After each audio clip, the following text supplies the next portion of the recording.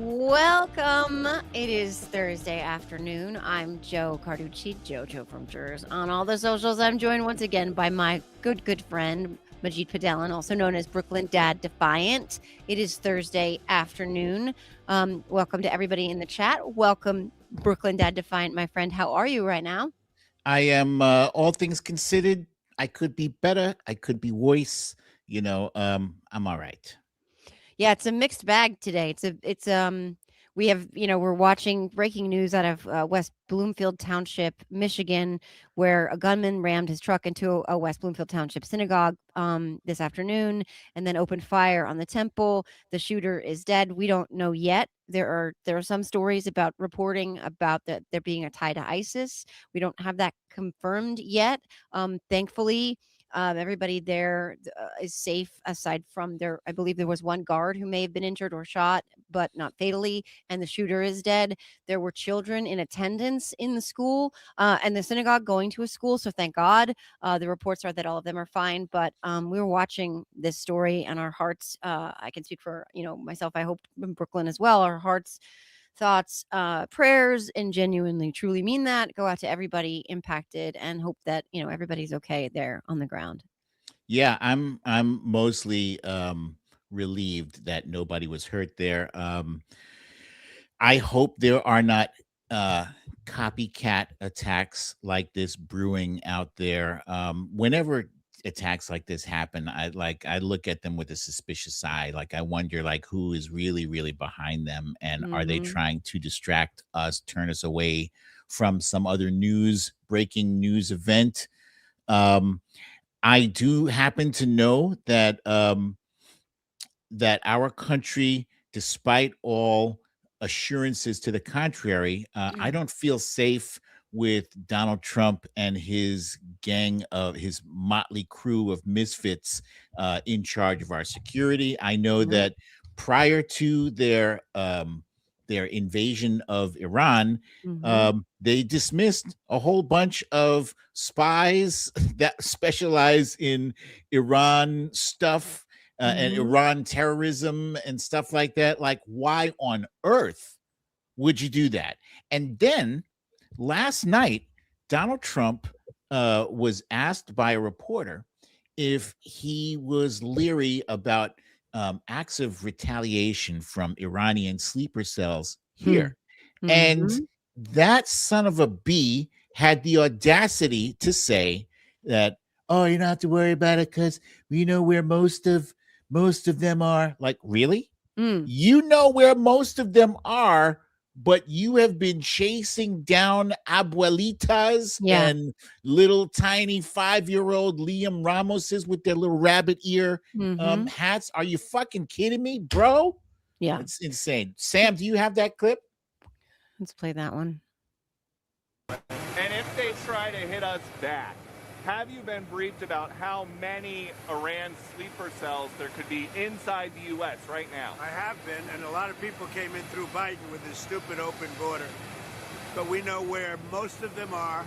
We've got our eye on all of them, I think. Is it dozens? They came in through the open border policies of Sleepy Joe Biden, one of the worst president in the history of our country. And we've got our eyes on all of them. But the war itself is being prosecuted at a level that nobody's seen. No, nobody's seen it. Right. It's $2 billion a day. By the way, just sidebar, the fucking upside down Oompa Loompa on the walk of shame is like glowing in the dark. He's got so much deck stain on his fat fucking face. Sorry. I mean, Yeah. it's like, aspic. It's like that jelly. It's like the fat that congeals that comes off of like meat. Like you make a meatloaf and you put it in the fridge and the next day you take the meatloaf out and Oh, you're like, yeah, what is yeah, all that? That's yeah. aspic, right? It's like jello. Oh, That's what it looks like. His face is composed oh, purely that's of this nasty. aspic, and then somebody Oh, took it and put it in a condom and then stretched it no, over his cranium, and you it's like nasty. anthropomorphic Why? aspic. Just a thought. Why are you saying these Well, nasty sorry. things? Because you look, Terrible. yeah, well, sorry. Now I Okay. know it. Now I have a new term to Yeah. compare him. Aspic, Oh, which is a anthro funny. Yeah. Is it spelled the way it sounds? It's Aspic. ASPIC, aspic. Yeah, He's an aspic. I aspic love anyway. I'm 12 years old. But the thing about that, Why are we still blaming Joe Biden I mean, 13, 14 months after he stepped out of office? Come on now. right, because he thinks people are stupid, and because the buck never stops with They him. are. Ever, never, ever, never, ever. He can never, ever remember. I don't accept any responsibility during COVID. He can never accept that any responsibility ever lays at his feet. But he said a couple things there that are just absolutely insane. I think we have our eyes on most of them. Okay, I think we have our eyes on most of them. Sleeper terrorist cells that they're just watching, like, oh, let's see if they do something. So that's insane. And then he says, most of them.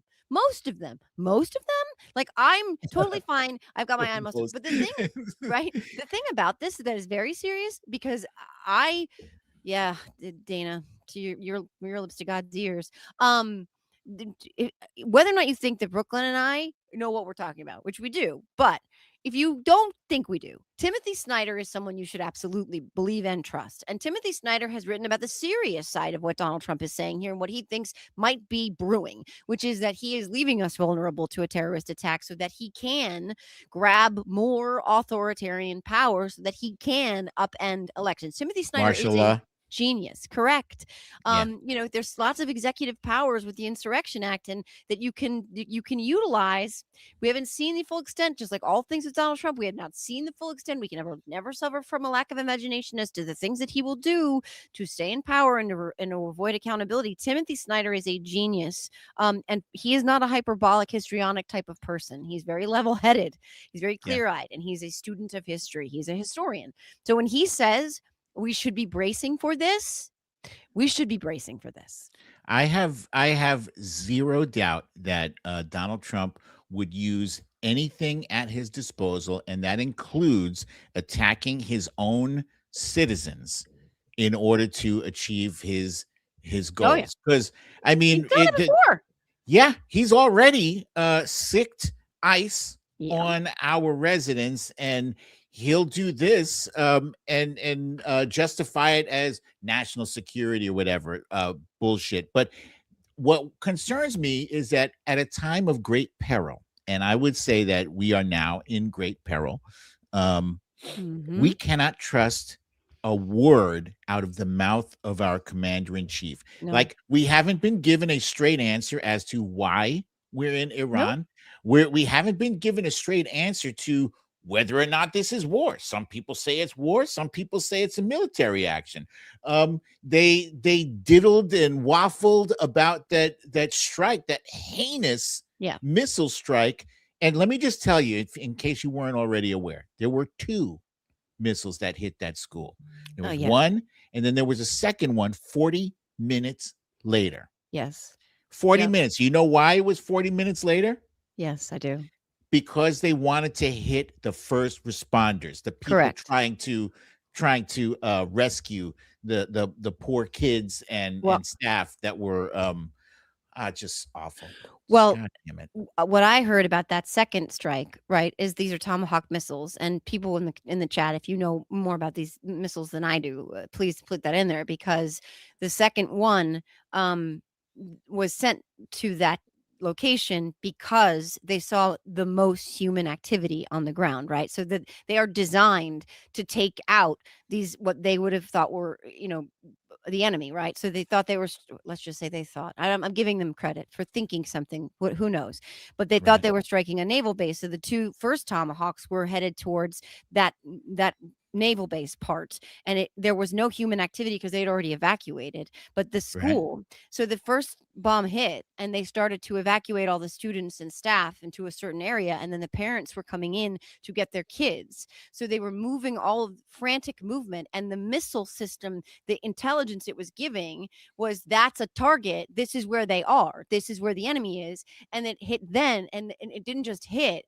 The Tomahawks apparently have this capacity to turn into like a firebomb, like I don't know what the word is up there. I know there's a word for this. Wait, so did it course correct in mid-flight? Is that what happened? I think think it can read, or somehow they have intelligence to read the movement and activity in the target itself. To determine where it and when it should strike. This is information I heard yesterday. That fourth missile, like you said, they'd already been struck. School had already been struck once, and then when that fourth missile detected all of this movement on the ground, which was students and teachers and staff trying to evacuate these children to safety, and their parents coming to retrieve them. My God. That's when the second strike hit the school, and this firebomb erupted, as is designed into this weaponry. And then some of these children and staff and parents were actually burned alive, not just bombed, tortured. And the fact that that the Republicans are trying to manage the language on how we talk about this, because today we have a clip. In fact, Sam, can you just confirm if you have this Gillibrand clip? Because they're trying to be careful. They're trying to parse their language. Military action it's is in the a chat, conflict. Sam. Yeah. It's Gillibrand says targeted a school, and the chairman of that committee, I don't know what committee it was, says, wait, you didn't actually say that they targeted the school. And she said, well, you did target a school, because they did. Whether they intended it to target to be a school or not, they actually did target the school not once, but twice. Two times. And now the commander in chief is saying he doesn't know anything about it. Which, okay, let's say that he doesn't know anything about it. What does that say? And why isn't the press saying you're the commander in chief? You're supposed to be the one who is in charge of our military. How do you not know? How can you? But they're not asking him those follow-ups. But he's saying he doesn't know how if that happened or not. I saw Lawrence O'Donnell last night, who is always brilliant. I saw him do a bit on President Harry Truman, and how his motto was "the buck stops here." Yes. Yeah. And he said that Truman would be appalled if he saw what his if he saw what Trump has done, because Trump never takes responsibility for anything. He didn't take responsibility during COVID. No. He doesn't take responsibility for anything bad. Anything bad that happens, he wants none of the blame. Anything good that happens, he wants all the credit, even if he had nothing to do with it. Yeah. Oh, here's the clip of Gillibrand today. Thank you, Mr. Chairman. Just to clarify, for your benefit, Senator Gillibrand, you did not mean to say that we had targeted this must be armed services. That a missile hit a school. No, but it's the word targeting. Yes, that, of course. That you did not mean. How we chose a target that turned out to be a school, albeit next to a appropriate target of a naval base, but the fact that it is chosen as a target, I'd like to know, and I hope that we can have an open hearing on this, Mr. Chairman. Thank you. Yeah. No matter how they want to manage these words, no matter what, it was a school that was targeted, whether it was the AI. What? How on earth are we putting a school next to a naval base? Did my ears not just, was that school next to a naval base? No, it was. But this is the thing. We have hundreds of schools here. Well, we have hundreds of schools here that are near bases. Here, hundreds. Yeah. So in Iran, what happened was they had a naval base. They broke up the naval base like maybe a decade ago or more, and part of the naval base was a committed school. I mean, any radar, any satellite imagery would tell you this was a school. They had playgrounds. They had athletic fields. Again, if you're using old, limited intelligence that you got through Claude and other AI platforms, and you're feeding that into your systems, they don't know. They don't know because it hasn't been updated. But also, Pete Hegseth got rid of some of the people who were responsible for dealing with making sure that they were not going to inadvertently hit civilians. He got rid of a whole bunch of those people. So that layer of protection so that this didn't happen was also gone. But that's what MAGA keeps saying is, you don't want your kids to die? Don't put a school near a naval base. Okay, quick Google search, friends. MAGA, you friggin' shitiots. Go look it up. Go see how many schools in this country are near our bases, because I can guarantee you it's more than a handful. And by the way, none of that is a justification. None of it is a justification. You cannot make an argument that 100+ children deserve to die because their country put their school in the proximity of a naval base. You cannot make that argument. And I know you don't give a fuck about kids anymore because you have a goddamn motherfucking pedophile who, by the way, we now know because Jeffrey Epstein's accountant testified under oath yesterday that he was part of and privy to a payment that Jeffrey Epstein made on Donald Trump's behalf to a victim to keep her quiet. I don't give a fuck Hush about money. kids, but Hush money. those exactly hush money to a victim of Donald Trump's child rape. If this were any other person on the planet, it would be the biggest scandal there is, and they would resign or would be removed from office immediately. But in this country, it doesn't even get talked about. So we're killing children in Iran, and we're getting away with raping children here. And I know MAGA doesn't care because they're so pro-family, so pro-child, so America values, America first. Bullshit. But you cannot defend the needless slaughter, no matter what justification you provide for those children in Iran. You cannot. And we've made ourselves far less safe to the point about the sleeper cells, Brooklyn. The guy who was testifying, and that must have been Armed Services Committee today, he said these kinds of attacks make us less safe. What they do is they galvanize the people there to want to come after us even more. Yeah, absolutely. First of all, I am adding the word shitiots to my lexicon. That's brilliant. I love that. I'm a fan. It says it all. It really says it all. Yeah. And yeah, we are absolutely less safe as a result of this war of choice. It is a war of choice because there was no imminent threat from Iran. The same threat that they're talking about of that they were, a week, a month, 2 months away from developing a nuclear device. They've been saying that for the past 40 years. And who's been saying that? Netanyahu, who is probably the second least trustworthy person on the planet next to Donald Trump. Yep. So we can't take his word for it, nor should we. And we have no business fighting Israel's war for them.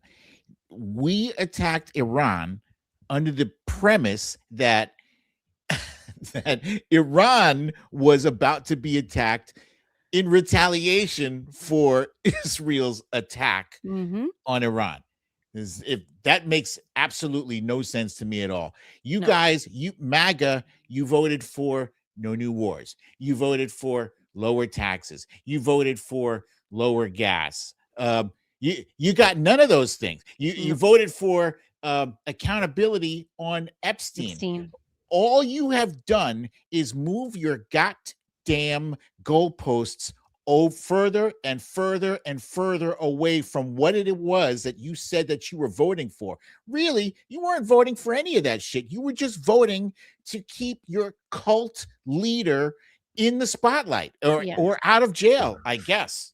Well, there's also the original sin, which is like he lets them be their worst selves, unabashedly, unapologetically, openly, right? He lets them lean into their blame game, right? That ultimately he allows them to they, them, those people, everything in their lives that is subpar, every failure, every lack of great success, every low paycheck, every crappy car, every shitty marriage, every school team's loss, everything is someone else's fault. And it's always this boogeyman other, right? So right now what we're seeing is this Islamophobia is sort of, it's like a race between transphobia and Islamophobia because the transphobia is really popular, which is why he's trying to embed that into the SAVE Act, because he's like, oh, well, if Republicans won't push this through and end the filibuster because it'll help me end democracy. Maybe if we say, oh my God, Republicans don't want to stop trans athletes from being in girls' sports, like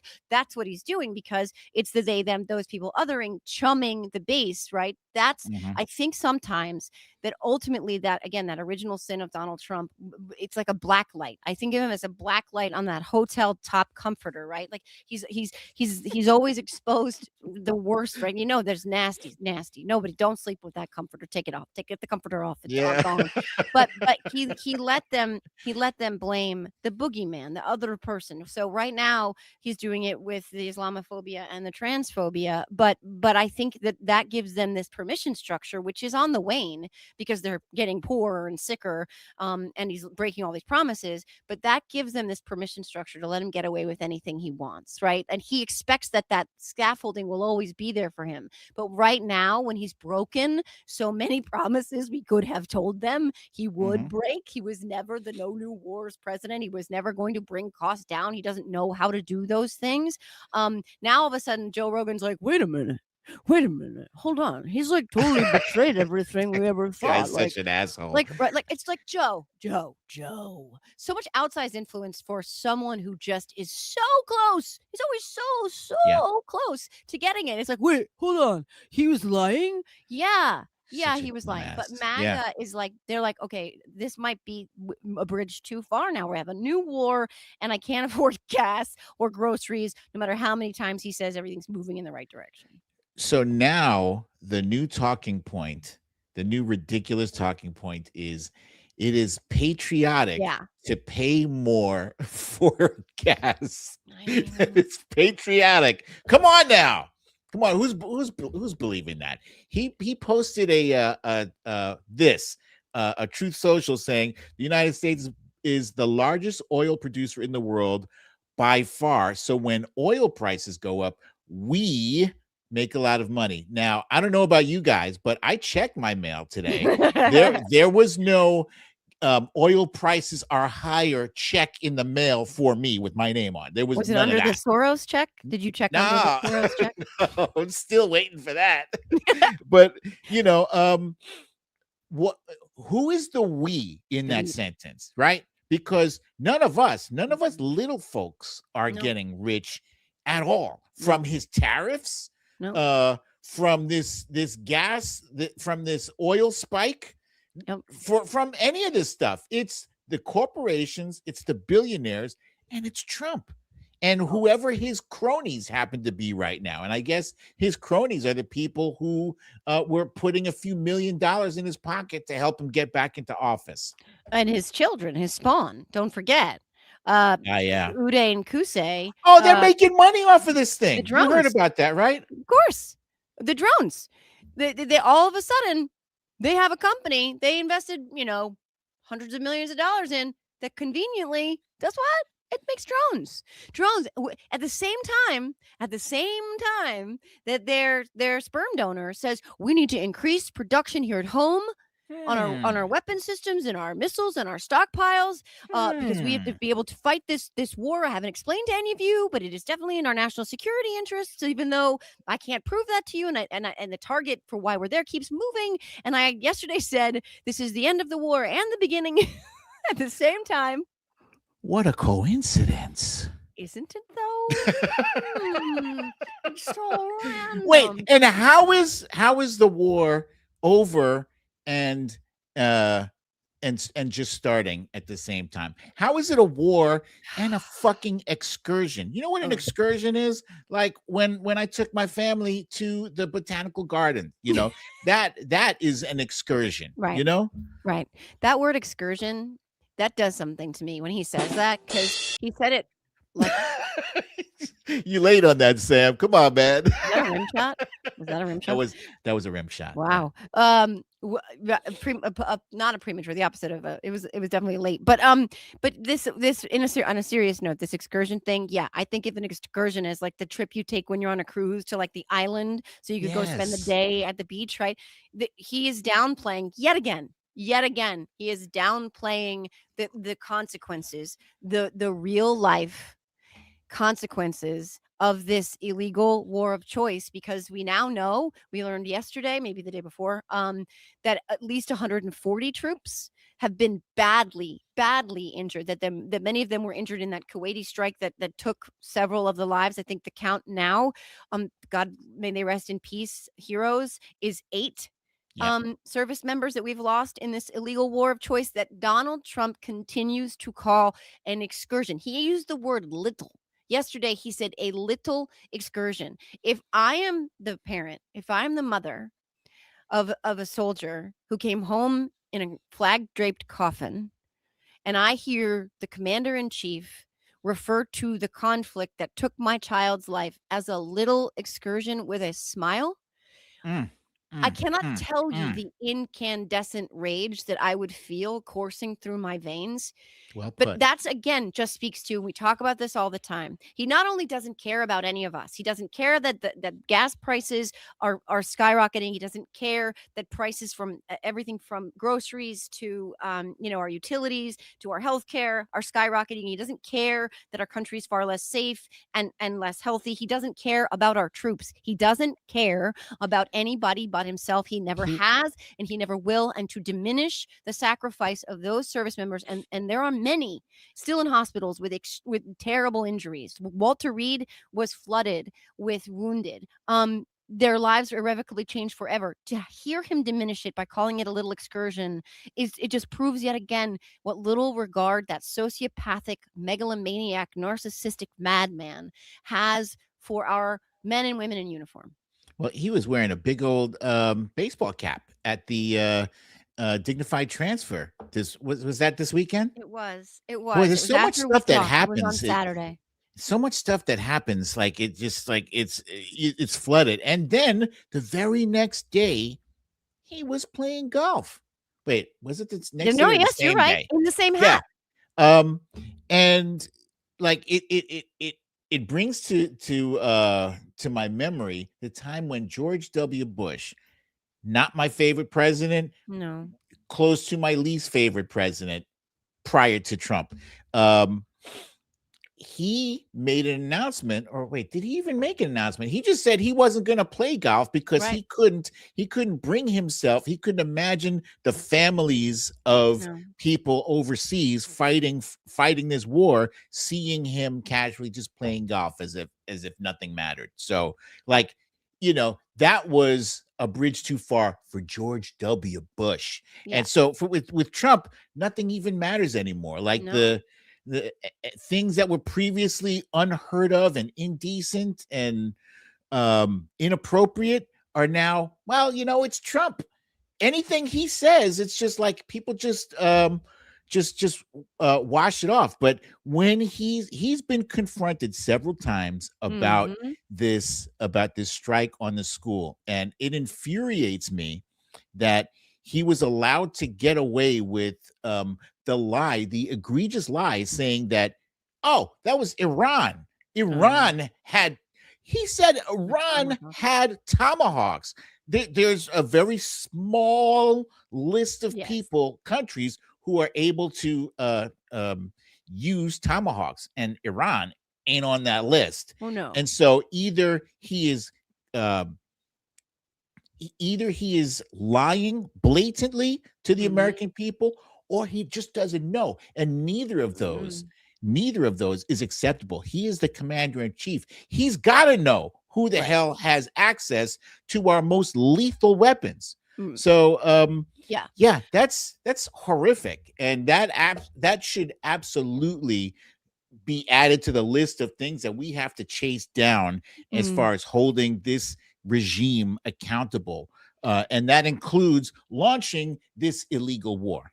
Right. And he has been able to, as so often is the case, sort of slither his way out of answering these questions, whether it's Carolyn Levitt ushering him out after whispering, like, you don't know, to the answer to that question, because our own military has now concluded that it was us, along with all of these other media outlets. But he's like, I don't know. But I will say that in the last couple of days, we've seen the press pool finding the spine adjacency, right? Yes. We need more of that. We had the reporter who asked him, I believe it was on Sunday, he said, everyone in your administration, including your own Secretary of Defense, is saying that they cannot rule out that the United States was responsible for this bombing. You're the only one saying that it was not us, that it was that Iran. dude, yeah. And it was great, because he said, I don't know. And it was basically like, wow, that just again shows incompetence. You're just saying that you don't know, which is also bullshit, because I mean, if we know, but then yesterday we had a reporter ask him about the Arizona election information being seized. She was brilliant. Yeah, Brilliant. Sam, let's play Loved her. that. Yeah. Rwanda and with Congo, and we hope they're going to get along. Sir, in Arizona, why did the FBI seize election records in that state? Well, they probably thought the election was rigged, right? It wasn't rigged, though. Oh, really? How do you know? Your own Attorney General in 2020 said that there was not measurable voter fraud to change the outcome of the election. I think it was rigged. There's no, sir. Where's the evidence of Say that? it wasn't rigged. You're a rotten reporter. Where's the evidence of that? There it is. Did you see how he said, how do you know? How do Like you a know? 12-year-old. Yeah. Yeah. And then, you know what? If you think that, you're a rotten reporter. And then he walks off. But she was so good. I think she's from PBS. Am I right? I don't know. I don't know. If anyone knows who that is, please put it in the chat because I actually don't know. It's Liz something. And Okay. kudos to her. How she pushed back was brilliant. It's not that hard, guys. No. Just like reach down a little bit, grab some intestinal fortitude, Yeah. and push back and say, no, it wasn't rigged. How do you know? Be prepared for that. Come on, guys. It's not that hard. You know what he's gonna lie about before you set up in your place in that news gaggle or whatever it is they call it. Before you even pull out your recorder, you know exactly what lies he is going to tell. Yeah. Be ready for it. Yeah, and he does always insult he didn't insult that male reporter who asked him that question about everybody in your administration. Interesting. Yeah, isn't it? He did insult Ducey Light recently when he said, "I'm disappointed in you" or something, because Ducey Light asked him, why are you having this meeting on trans athletes in sports when we just launched an illegal war with Iran? But he did insult him a little bit. Liz Landers, thank you, Sam. Liz Landers, PBS. Yeah, that's the way, Liz. Liz, be a Liz in a world. Be a Caitlin Collins, and be the gentleman reporter from the other day, and then like we always say, like Mehdi Hassan always says, like you always say, if he doesn't answer it, then the next reporter asks the same question. Watch how he loses his mind, because that's what he has managed to evade and escape for all this time, and they all have been trading access and like proximity for spine, and I think they're realizing the utility of that is futile because it doesn't get them anywhere. It doesn't get them anything, and we are going to celebrate them, like Jeff Tiedrick always says. The first person who says, "What the ever-loving fuck is wrong with you?" Like they should win a Pulitzer and a Nobel and then every prize there is. Like they should get a FIFA Peace Prize. They should get them all. Like, give them an Emmy, give them an Oscar. It's on time with that one. Gold star, because the preschool, give him everything, because that someone needs to say it, and stop letting him get away with this slippery sliding out of accountability and out of answering. And that's, thank you, Liz Landers. We need more of every day, and not just him. I want Carolyn Levitt, because Neil Stenage, I think that's how you pronounce his last name, reporter, the Irish reporter, did that in the press briefing room not too long ago, maybe about a month ago, where she asked him a follow-up question because she wanted to call him out, and he gave it right back to her. Do it to all of them. I want to know. I want Marco Rubio to have to answer questions about his shoes. Yeah, so a phrase that people like to go back, or a word that people like to overuse these days, is unprecedented. These are unprecedented times, and these unprecedented times, I believe, call for unprecedented measures. I think the press, you guys need to stop separating yourselves from this. I understand in normal times you have journalistic integrity where you're not part of the story and you're passively reporting on what's going on, et cetera, but you guys have to realize you live here too, right? And your ability to have a free press, your ability to freely report on the news is currently in jeopardy right now. If you continue to allow him to just keep pushing the norms further and further away, and allowing him to consolidate more power, more control, and eventually take over, trample our Constitution and take over our democracy, your jobs are at stake. You're just going to become stenographers. You're just going to be just taking notes. You're not going to be reporting the truth. You're going to be reporting what Donald Trump wants you to say the truth is. Yeah. And, a free press is essential, which is one of the reasons he attacks them so frequently, which is one of the reasons he attacks Colbert and ABC and, these other networks, et cetera. The free press is elemental to democracy. He Yeah. knows that. I mean, we've seen state TV in North Korea and China and other places, and he would very much love for that to be the case here.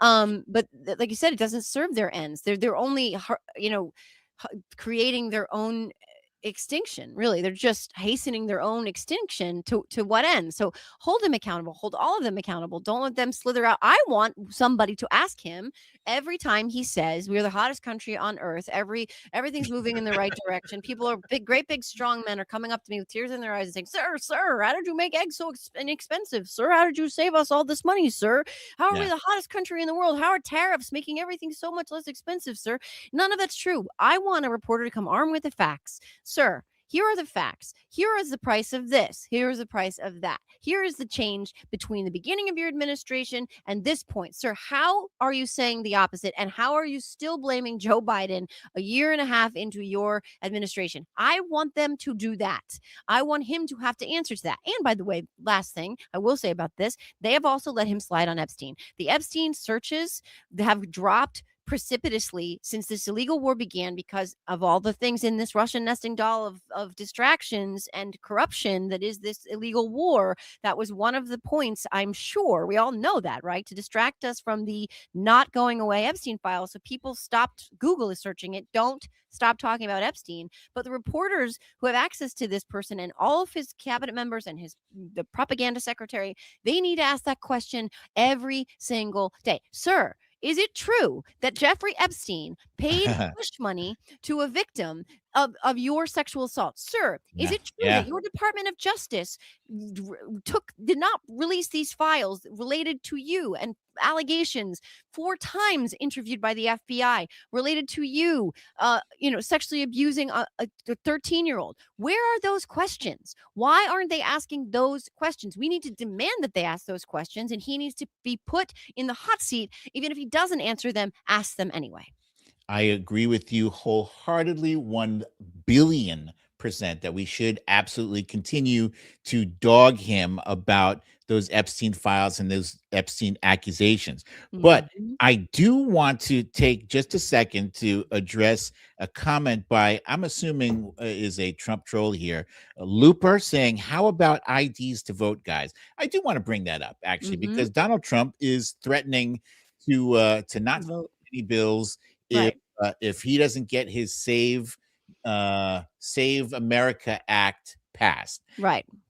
Let's talk about IDs to vote. Okay. I personally have driver's license.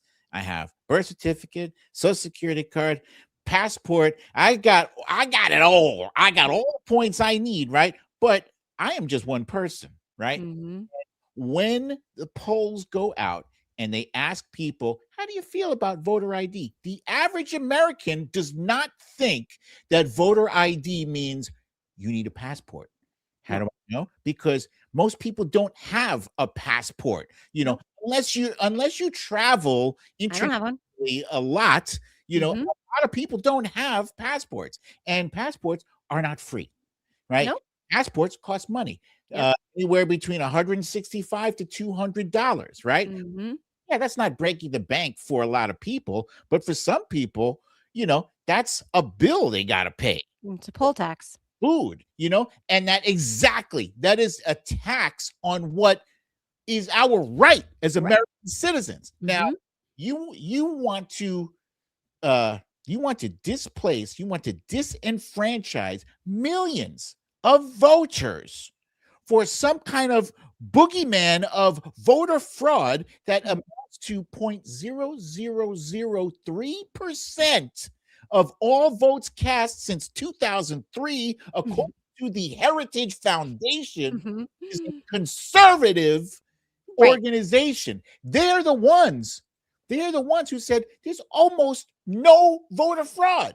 Out of billions of votes cast, you found 77 instances of fraud over 2 decades. And for that, you want to, You want to upend the entire apple cart. That is ridiculous.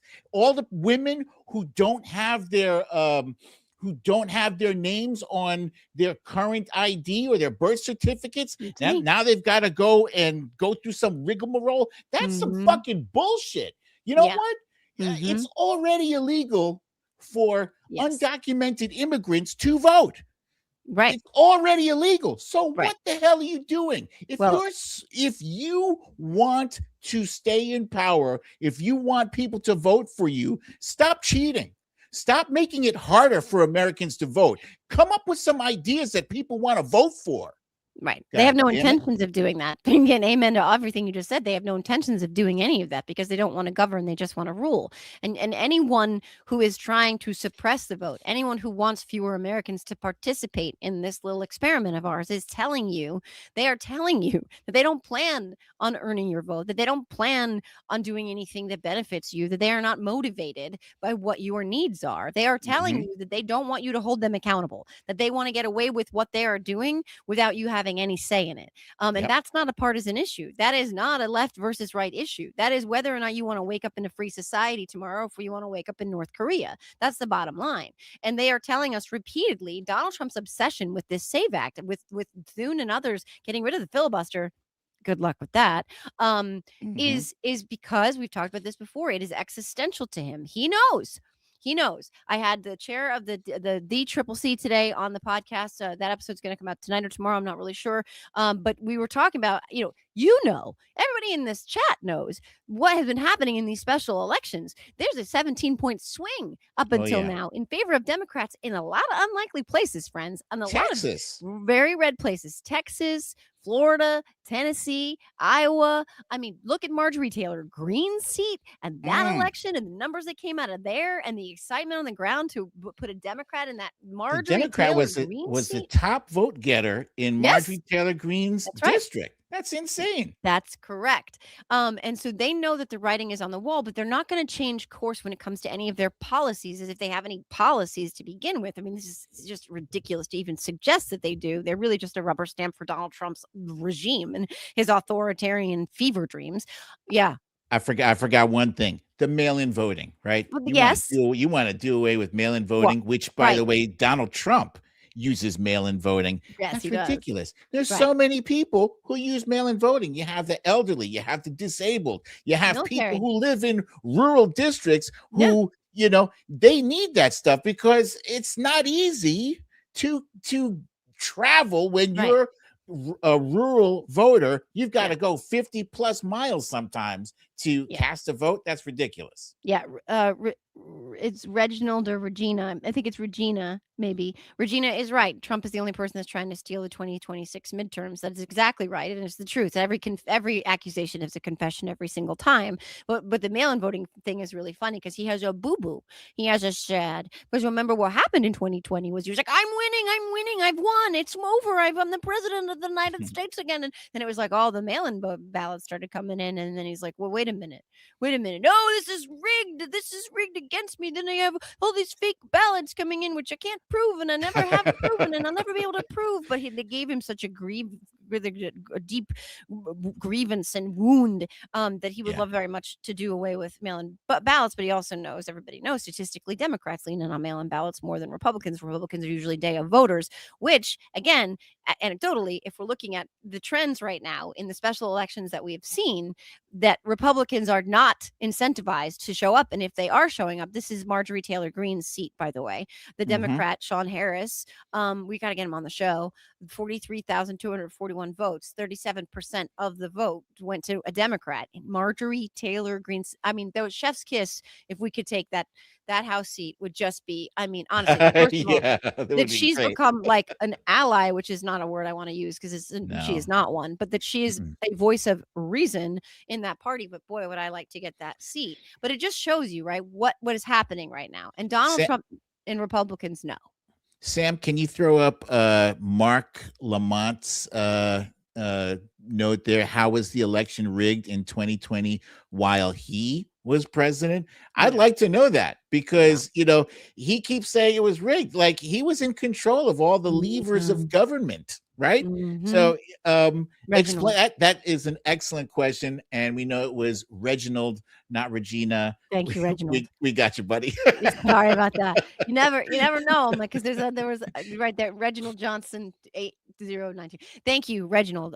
But yeah, I'd love to know too. But the thing is, he's used to things not making sense, right? He has gotten very far along without ever having to actually have, coherent, Yeah, reasonable, rational, logical, sensible, smart things that make sense. And 2 plus 2 has never had to equal 4. He is used to being able to lean on the they, them, those people, the dogs and the cats, the othering, the fear mongering, the boogeyman yeah. stuff. That's always been his escape hatch, right? Like the Hmm. thing is, I think a lot of people had amnesia because they were looking at his last term and blamed a lot of what happened on COVID, and a lot of it was COVID was responsible for a lot of it. But every metric was moving in the same direction it's moving now when it comes to the economy, when it comes to jobs. By the way, he lost 192,000 jobs, or was it Oh 92,000 yeah, jobs? yeah. Yeah, In yeah, yeah, last month, right? So every metric was moving in the wrong direction, and then COVID happened, and that he blamed everything that went wrong on COVID. But I think a lot of people forgot that he doesn't know what the fuck he's doing.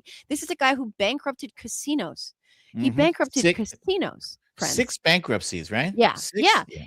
He's not some, savant. He's not some real estate genius. He's not a business, you know, expert. He He has a slaps his track. name on things. He That's slaps it. his name on things. That's what he does. That's Well, it. and he cheats and he steals. And so much of his empire, first of all, he inherited this large chunk he lies about and says he's self-made. And then he cheated and stole and didn't pay taxes. And the corruption, right? He lined his pockets with extra profit. All of that is also how he made himself rich, but he is making himself richer than he's ever been in his entire existence by living in our house. Hmm. He is the hand over fist just shoveling money into his own coffers right Oh yeah, now. Yeah, it's yeah. grotesque, but like a lot of people I think could be lulled and tricked by the hate, by the xenophobia, by the racism, by the fear mongering, by the sexism, by all that low hanging fruit chum if they were doing okay financially. Have you But heard him? they are not. Have you heard him say? You notice how the Democrats aren't talking about affordability Affordability anymore. anymore. They're not talking about it. Well, you did just launch a war, okay? Yeah. Yeah. And you launched the war basically like nanoseconds after the latest Oh, yeah. Epstein dump came out. Did you Mhm. notice that? Because as soon as I heard that we were in Iran, I was like, look at that son of a bitch. Yeah. The son of a bitch did that to cover up, the incoming Epstein stuff. Yeah. And by the way, I didn't want to get off the election thing just yet, because if you were to count up how many times he says Joe Biden's name in every goddamn speech he makes, whether it's publicly, whether it's like from the White House, or he 92,000. goes to some kind of group, some association where it's a rally, Biden's name comes out of his mouth at least 24 times in every speech he makes. That 2020 election really hurt him to his soul. Oh, To yeah. his soul. He couldn't get over the fact that Joe Biden Mhm. destroyed him. Yeah. He didn't just beat him. He No. took him to the woodshed. 7 million votes he lost by. That Yep. was a massive loss for his ego. And the only other person that has hurt his ego more is President Obama. Yeah. And only reason I'm bringing this up is because yesterday Trump was in was it Ohio or Yes. Kentucky? Oh, he was It in was Ohio? Kentucky. He was in both, but he was in Ohio for to go to a factory or something, and he was in Kentucky to try and flip Thomas Massey's seat. So Oh, yeah, okay. That was the rally with stupid sweaty Jake tits. Jake Jake Paul. Jake Paul. Yeah. Yeah. So during that rally, for some reason now he's stuck on President Obama and his ability to descend steps without taking a big fall. Sam, I believe you have the video. You have that video at accessible. If you wouldn't mind throwing that up, it would be great. This is funny. walking up Air Force One. Now, I know the problem with this, it can happen. You could slip, I could slip. I came downstairs today that was soaking wet. You know, it's a little rainy today. And I have steel stairs, and I'm saying, ay, ay, ay. But I do it very slowly. I grab that thing, because nobody cares if you set a speed record. The only thing I admired about Barack Hussein Obama, which was nothing actually, but the only thing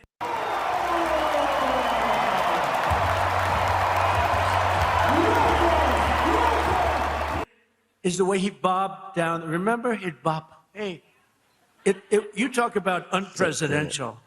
He's bobbing. And I couldn't believe that he made it without at least a noticeable major fall. But Biden was the opposite. Biden couldn't even walk up the stairs. He fell through.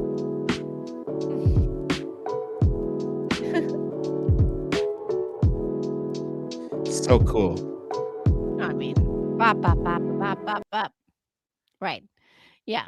I mean, again, he's so desperate. He's so desperate to somehow one up the coolest president we've ever had. He is Never gonna happen. No, it's never going to happen. That's why they keep trying to approximate the Situation Room photo when we took out bin Laden. And it's like, oh my God, it's such a joke. Like, he's sitting there looking like his mother, literally looking like his mother, reanimated and like you propped up like some kind of weird ass animatronic at like the Disney Hall of Presidents. He's sitting there looking like hollowed out, like he's a skull, like he's a Skeksis, like he's literally like decomposing in front of us into a Skeksis. And if you guys don't know what a Skeksis is, the dark crystal, look it up. That's what he looks like to me, a cross between his mother.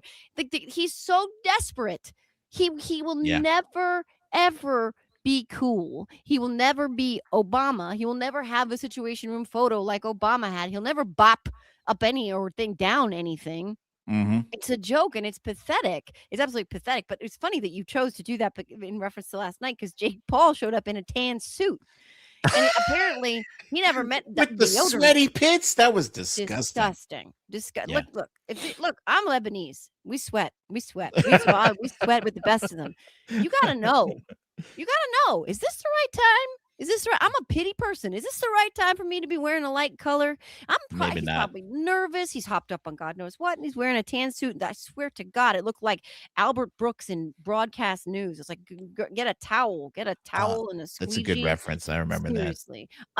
But no, that was a great clip, and kudos to you for putting that together. Thank you. And yes, Reginald, again, Trump didn't get that Nobel Peace Prize. He will forever. That's why he's got the FIFA Peace Prize. They had to give him a fake one. I don't understand if like he tries to play it off like he's like an alpha male or something, and it is the least alpha thing you can do is to accept someone else's Nobel Prize that they earned just to assuage your hurt feelings. Like how does MAGA not see that? That's like a bitch move. Yeah. I don't know how else to call it, right? No. Well, yeah, it is a bitch move. It's a total bitch move, but that defines him. And also, like, I know shade on makeup. I wear my fair share of makeup, God knows, but like their alpha male, he wears more cake makeup than the Kardashians combined. I mean, he can't go anywhere. His hands are spackled now. His freaking neck vampire bite is like grayscale spackled now. The guy's like wearing more makeup than Ulta. I don't all of understand Ulta. it. Yeah. I don't think it's that hard. Like, I don't use makeup. Thank God I don't need it. But I can imagine if I had upwards of $1 billion, I could hire somebody who was halfway decent and competent enough to like blend. You ever see like when he's standing to the side, like you can see the line where the makeup stops and his pale skin is showing. The real like border crisis. Can't you get somebody to do that? He's so delusional that he thinks that looks good. I just want to add, it's not anywhere in the conversation we had leading up to this, but he was giving a speech about an hour ago on Trump on Women's Month. And I just have to read this because it is so hilarious. Like Him. sometimes I think this is Veep and Idiocracy had a baby, and then Oy. they let like Larry the Cable Guy raise it in Tommy Tuberville's backyard shed. Okay, this is the level of dumb. Trump's Women's Month speech. I didn't read. I can't prepare. He doesn't finish the word prepare. If I prepare my speeches, I won't time to get things done. You ever hear that? I cannot prepare. So I didn't know who the hell I was speaking to, but I walked in and I saw this beautiful woman with the blonde hair.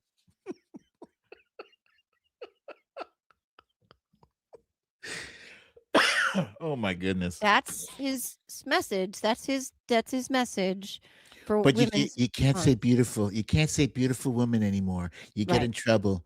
You notice Yeah. he says that like in almost every other speech. You can't say beautiful anymore. Right. I mean, the greatest hits. Yeah. So like, but since we're laughing, can we just talk about this cult? I often say that, it's the dumbest of times, it's the darkest of times, right? Like it really is the intersection of some of the stupidest shit on the planet, some of the most outlandish, ridiculous. Are you sure that's real and that's not like SNL kind of parody, right? Wait, What? are we going to talk about Pete Hegseth or Marco Rubio? Because both of them are equally like. Well, Although Marco is probably the funniest, I think, but Pete Hegseth and his banning photographers. Yeah, let's talk Because about that first, and then we'll do Rubio.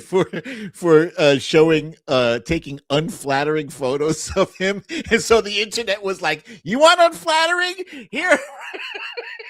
Another alpha male. So it's He such wears a ton of snowflake. makeup too, doesn't he? Oh God, are you kidding? He has a budget. He has a budget for hair and makeup. He put in a professional studio Yes. in his office for hair and makeup. Okay, like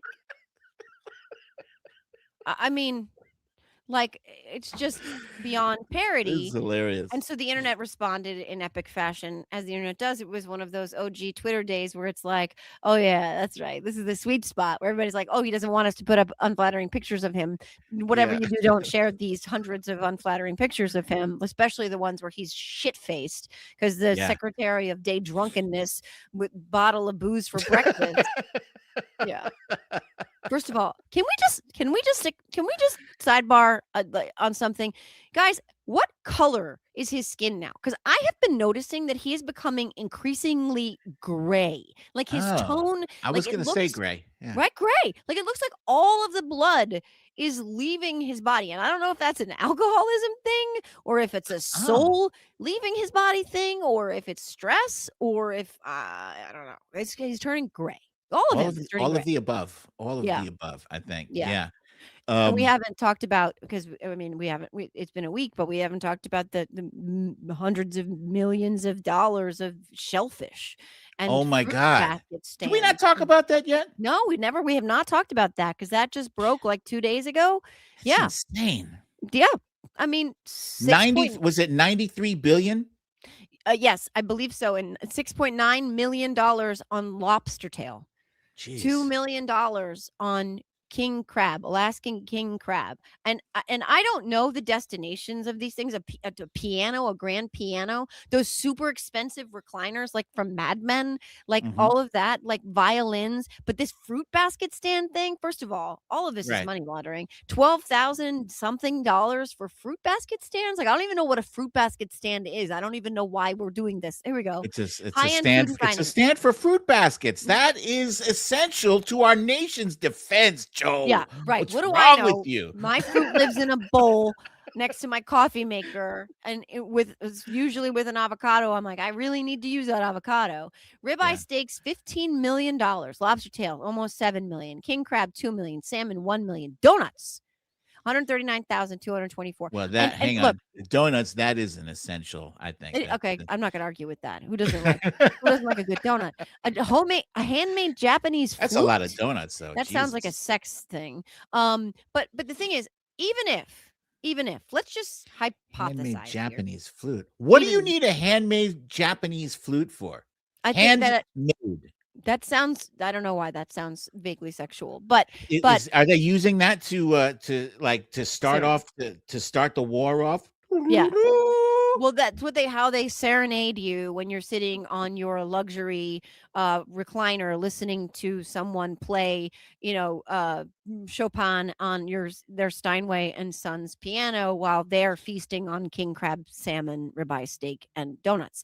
Yeah. So, for the Department of Defense musicians. Okay. Again, let me just say this. I know people say, "Oh, they use it or lose it. Every Defense Department has to go through this."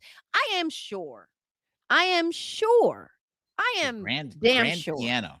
There are other uses in the Department of Defense for this kind of budget. And I just want to point out, since we talked about Trump and jobs and Trump's disdain for the military, that this motherfucker, this 5-time draft dodging motherfucker, this desecrating the Arlington National Cemetery piece of shit, has fired more veterans than any president in our country's history. That he has gutted the VA. He has made it very difficult for them to get housing. Cancer research. Right, pediatric cancer research, yes, 100%. But within the Department of Defense, within their budget, they have barracks that have mold, right? They have Ooh, good one. facilities that need help. They have a VA that they have decimated, that they could be using these funds. They could appropriate these funds for those things that would actually benefit the members of our military. And I'm sorry, but that same month of September, when they were dining on king crab legs and lobster astride a grand piano, they were basically taking the country to the Supreme Court to make sure that starving children here could not eat, could not get food nutrition assistance. They because we can't afford it. This to me is egregious, but it's also, I mean, it's that they thought that they would just do this and nobody would notice. Is just such par for the course. But it would be funny, right? It's beyond parody, but it's not funny because we're losing service members in an illegal war at the same time that we're finding out about them spending billions of dollars on shellfish and pianos. But yeah, I'd like to know how many of the rank and file service members got any of those king crab legs or lobster and stuff. I don't think any of them got it. I think the top brass, the generals and colonels and people, the officers, they got a shitload probably. And I'm not taking anything away from them, but who are the guys who are putting their lives on the line, for America, right? While you guys feast it up. Mm-hmm. And who's making money off of those sales, right? That's the other thing we always know with this administration. You said money laundering. Do you mean I just want to make sure I understand. Do you mean like they're saying piano, for instance, is worth $98,000, but really it's only $10,000, and the other $88,000 we're putting in somebody's pocket or using for this and that and the other? I'm having a hard time believing that any specific purveyor of king crab was able to procure and provide like 28,000 pounds of Alaskan king crab in the span of a month. Like, I'm having a really hard time trying to imagine that much crab. Let's say crab is like $80 to $100 a pound. A lot of crab. Very expensive. It's a lot of crab. And the reason crab meat is so expensive is because it's notoriously difficult. We've all seen the greatest or the deadliest catch, right? It's notoriously difficult.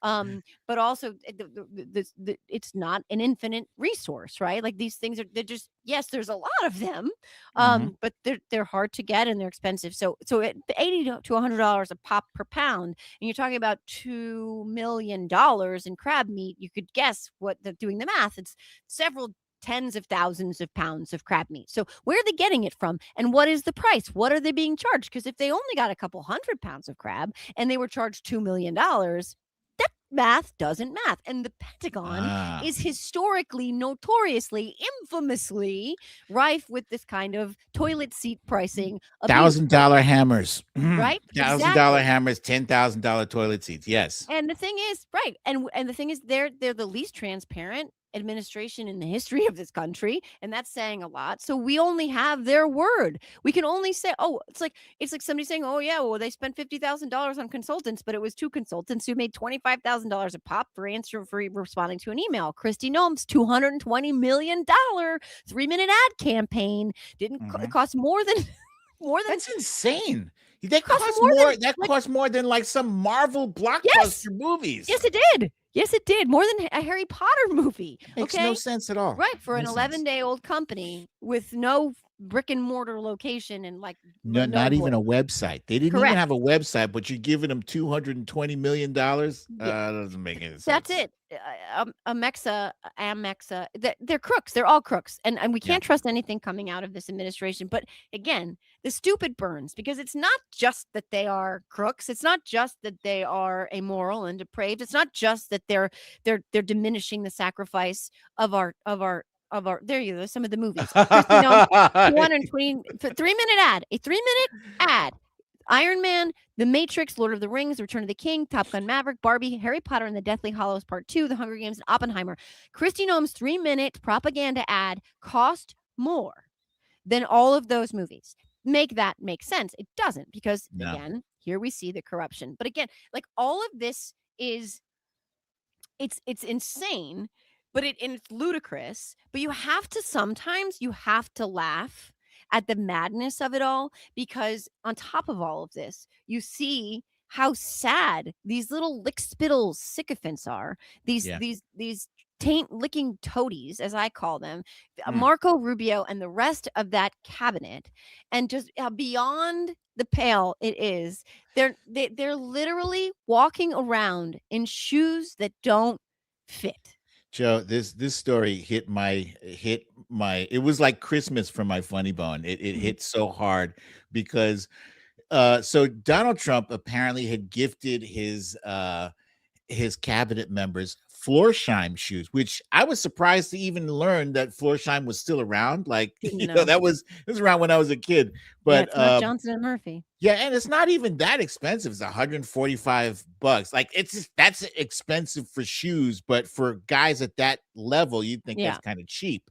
Yeah. But Marco Rubio got shoes that were too big for him, at least 2 sizes too big. You can look on the right there. You can see the distance from his heel to the back of the shoe.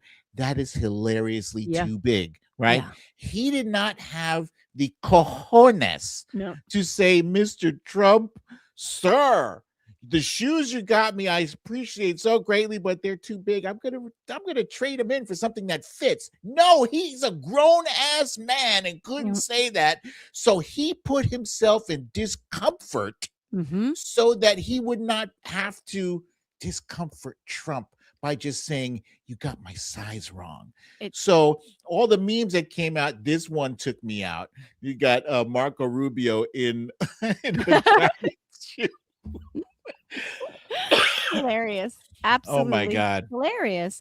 I mean, again, it's idiocracy, right? This is this is great. Yeah. Every one of those couch memes, by the way, just inject them straight into my veins. Give me life. Yeah. They are so hilarious. And that was from the Zelensky meeting.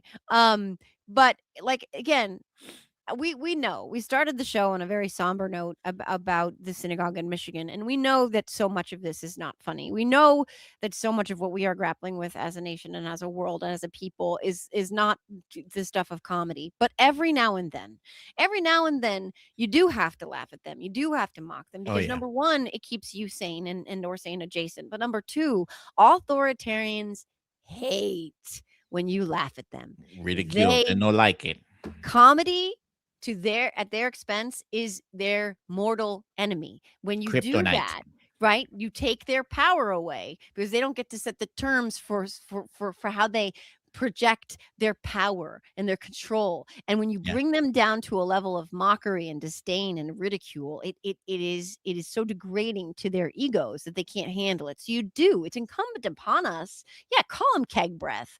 Like, call her KK Caroline Levitt. Like I mean, by the way, I also saw this thing about Rubio. I don't know if you saw this, but I don't know if folks have ever noticed his ears, but he has a thing where he went They're up way to, too big. it's like It's weird. It's like a Their Mr. Potato circus, Head. their circus big. Their circus big. And And I'm saying like my Yeah. ears aren't all that small, but Yeah, he makes my ears look tiny by comparison. he's either extra small in the head, or extra big in the ears, or it's a combination. But he told a photographer recently that she had to shoot him in a certain way because he didn't. They're also vain. Who mocks them? Look, I'm sorry if anybody out there has big ears. It's not me making fun I of have you. bnot but they're not Leprechaun Dumbo ears. size. No, Goodness seriously, gracious. yeah, you could strap a saddle on him and fly away. But again, those shoes, it's ridiculous. It is so pathetic. It is so sad. It is so filleting that they Yeah. can't just say those shoes don't fit. And if you've ever walked around in shoes that are too big, you know those are big ears.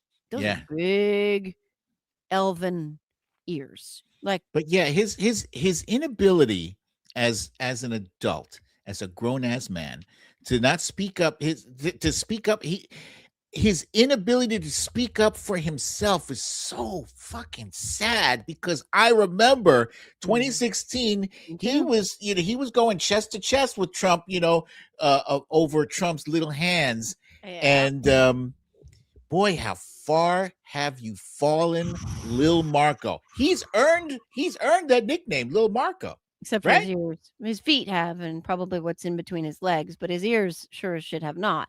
But between him and Lindsey Graham, and Ted Cruz, the three people in that party who were Forgot most about Lindsey staunchly Graham. against Oh him. my God. Right?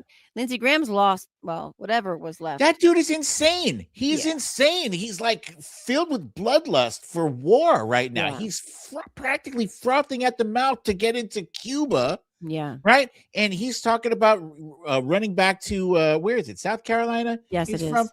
Yep. Running back to South Carolina to ask them to send their kids to Iran. Are you shitting me, bro? Yeah. John McCain would be so disappointed. Oh my God. I think he would slap the shit out of him. I think Oh. personally he Yeah. would, if he could reach his face, he would slap the shit out of him. I don't think Pilot Fish Lindsey Graham would have been this way if John McCain were still here, because John McCain and his adjacency to John McCain bolstered whatever sense of his own spine that he had, really, because John McCain inspired his better angels, right? John McCain wasn't perfect by any stretch of the imagination, but John McCain Right. did the right thing when the right thing mattered. And he also put democracy first, and he even stood up for Barack Obama at a debate when somebody said something disparaging about him. So I believe John McCain ultimately was a patriot, and Lindsey Graham was better off as his shadow than he is floating around there in Never Never Land, trying to sup at Donald Trump's underballs. But yeah, I just it's very sad to see that those three in particular, Marco Rubio, Ted Cruz, and Lindsey Graham, who were once opponents, who called Donald Trump what he was. Ted Cruz called him a narcissist. Marco Rubio called him a con man. Lindsey Graham said if we elect him, it'll be the destruction of the Republican Party and we'll regret it. Here we are. There's a comment here from Greg Edmond 9939. It says, if they won't speak up about shoes, they won't disagree with Trump about anything. And that is such a poignant point to make, because that was ultimately what I was trying to get at, through the chuckles and the laughter, is that, this is a very unfunny matter. Here we are, going headlong into a war that makes no sense, that has no exit strategy, that has no purpose. Nope. It has no legal standing. This is a war. It's not an excursion. It's not a military conflict. It is a war that we have already, what did we bomb them 3,000, 4,000 times? That's a fucking war, bro. $2 billion and it's not going to a be day. It's not going to be over today or tomorrow or next week. This thing is going to go on. This thing, sad to say, I'm sorry to say, I didn't get us into it, but this is not something that we're going to be able to extricate ourselves from quickly or easily. And No. I pray that that the damage and loss of our servicemen and women is limited as much as humanly possible. But there absolutely has to be accountability, and that's what these midterms are all about. Yep. So just remind yourselves, remind your relatives, your neighbors, everybody how important this election is. If anybody has a problem with paying more at the pump, paying more for electricity, paying more for your groceries, losing friends or relatives in this unjust, illegal war, make sure your voice is heard and vote against Republicans in the midterms. Amen to all of that. And at the end of this month, we have the next No Kings rally on March 28th. I'm sure there will be rallies all over this country once again. We're going to be talking more about that in the weeks to come. The Siren Network is going to be doing some special events in advance of it. We're going to be helping the Seneca Project to amplify some of their videos about No Kings, the power, the messaging that these rallies that they deliver, but they also show that we are not just going to roll over and accept what is being done to our country right now. It is incredibly important. They've just been growing in size. So yes, 100% to your point, show up and vote, but also use your voice. I went to a tiny little town nearby where I grew up for the last one, and I was shocked that there were well over 1,000 people there for the last one. So we're going to be talking about that coming up. But yeah, there are lots of things that we can all do to make sure that they know that we're not going to go quietly and we're not just going to roll over and let them abuse us and destroy our democracy. So yes, thank you, Dana. Love and peace to all of you and to everybody in the chat. So grateful for all of you guys. We love your comments. This was we a love lively interacting chat with today. you. Lively. It was a lively chat today, Yeah. and such a smart and well-informed group that we have out there. I love that. Like, that's important because they want us to disengage. I was listening to Heather Cox Richardson talk today. It was actually her video yesterday where she was talking about how difficult it is to kind of get your footing right now. I'm going to have an essay coming out about that tonight because it is meant to overwhelm us. It's meant to keep us off balance, right? And because there's so much stuff from every angle going on at every given moment that it feels like dispiriting. That's when we need to find each other. I found that Heather Cox Richardson video on YouTube. I was driving today, listened to that on the ride. I always recommend her. But Brooklyn, these conversations and this interaction with people in the chat, this is one of the ways that we can connect with each other and we can fight back and we can stand up. And it is the antidote to the division and the propaganda and the authoritarianism and fascism coming from Donald Trump. There's a comment here. Trump is taking a mulligan on Iran Gulf War. Oh, that's hilarious. That's hilarious. I love the word mulligan. Like he went golfing last Sunday after we learned about the day after the dignified transfer of remains. And I often say that he worships every Sunday at Our Lady of the Perpetual Mulligan. It's either that or Our Lady of the Immaculate Back Nine. But it's true. Like, that's another thing they've co-opted is that he's religious when he's not. He's anything but. He's the embodiment of the 7 deadly sins rolled into one senile septuagenarian sack of shit. But indeed, we are grateful for all of you. I'm grateful for you, Majid. What do you got going on this week? Do you have a new show out? Do you have a show last night? Wait, I had a show last night with Dr. John Gartner of Shrinking Trump fame. I don't know if you ever watched Shrinking Trump. It was a great show on YouTube. It was 2 psychiatrists who were basically John Gartner was previously Duty to Warn, that of course, on Twitter. And so they spent every week delving into Donald Trump's dementia and identifying all the different symptoms and proof of his deterioration. And it was a great discussion with him. For the rest of the week, I don't know. I am just trying to keep my head up and stay alert, right, guys? These are we're laughing and joking, right? But these are some dangerous times right now. So be safe. Keep your loved ones close, hug them, and stay in the fight.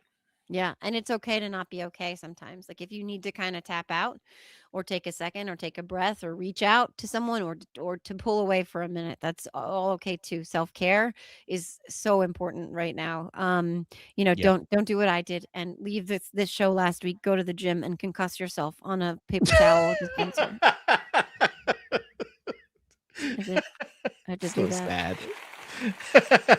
I went to do some self-care at the gym and ended up in the emergency room with a 3-inch bump on my head because I hit a paper towel dispenser on the corner. And believe it or not, it's still swollen and I'm an idiot. And so, yeah, don't do Sam, that. Sam, do you not have the Family Feud music? Boom, boom, boom, Mm. wah. Oh God, we need that. Yeah, Yeah. we need it. It was, that was, well, don't do it. I don't Sorry. recommend it. But if you do it, actually take a little time. Take a little time and heal and reach out to people who you love and who love you back. And we Yeah. love you guys. And I love you, Brooklyn, and I love you, Sam. So we will say goodbye. And thanks to everybody. There's always a lot to get through. We never get it all. You just can't get it all. Didn't we Well, cover everything? didn't we almost have it all? Yeah. Didn't we get to every story? I mean, we got through a lot, but I remember I'm on Stephanie Miller tomorrow at 11 a.m. Eastern. Tell Mama BDD says hi. I will. We love our Stephanie Miller. She's a goddess. She's so I'll be there fantastic. tomorrow, Yeah. 11 a.m. It's always a good time. Thank you again to everybody. Thanks, Brooklyn. Thanks, Sam. Thanks to everybody in the chat. Stay safe. Stay strong. Stay sane-ish, and stay connected to each other. Thanks, guys. Thanks, Brooklyn. Thank Thanks, you. Sam.